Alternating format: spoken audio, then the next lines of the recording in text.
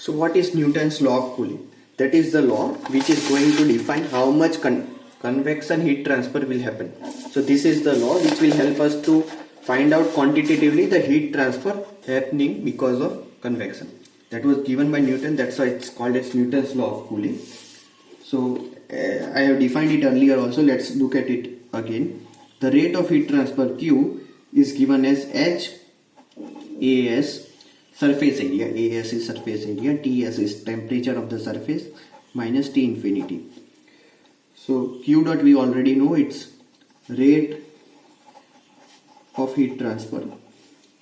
H is heat transfer coefficient, that all obviously comes because of the proportionality. The AS is surface area, TS is surface temperature,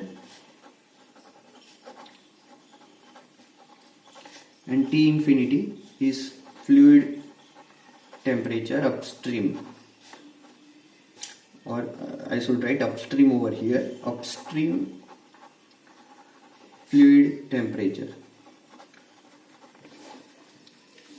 And hence I can also define H as Q dot upon AS into TS minus T infinity. This is a small just here and there change the terms, that's all, so it doesn't matter.